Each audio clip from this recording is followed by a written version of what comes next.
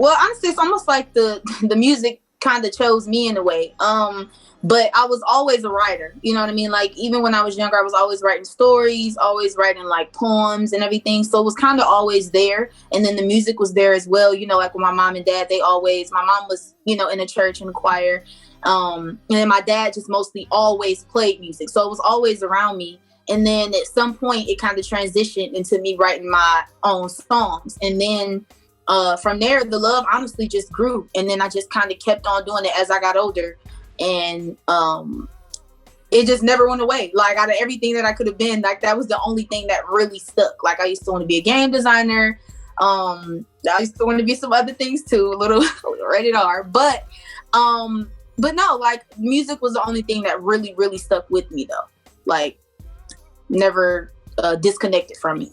Honestly, it was, you know, I would say I started to really, really take it serious, like as far as becoming better or really challenging myself like back in 2013, you know, when I heard Kendrick Lamar. Like I said, he's that has been the most inspiring on my career, I would think, the most. And yeah, you know, it was back in 13, I heard him on the radio for the first time. And then ever since that moment, I just knew I needed to change my content, change what I talked about, have meaning, you know, make it, you know what I'm saying? Like do something that's not what everybody else is doing. So ever since then, the work has been just that, to just, you know, be myself, figure out what ways I can inspire, figure out what ways, how I can relay this message, not being cliche, being thoughtful, everything. So, yeah.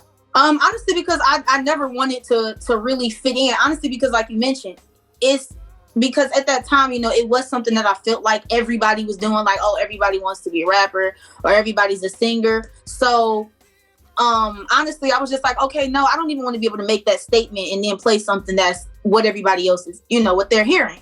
So I always made it a thing that if I am, you know, introducing myself as such, whatever I play them has to be that, you know what I mean? It has to be something that I feel they're going to be attracted to, that they're going to like. It sounds good, feels good, everything. You know, I don't want to give them something they've already heard.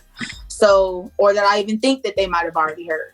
So yeah, I would say really that. I just don't want to be boxed in. I don't want to be, you know, kind of placed in one category because, hey, I could do a whole jazz album tomorrow or a whole rock album one day. You know what I mean? So I just want, you know, the avenues to always be open, you know, all.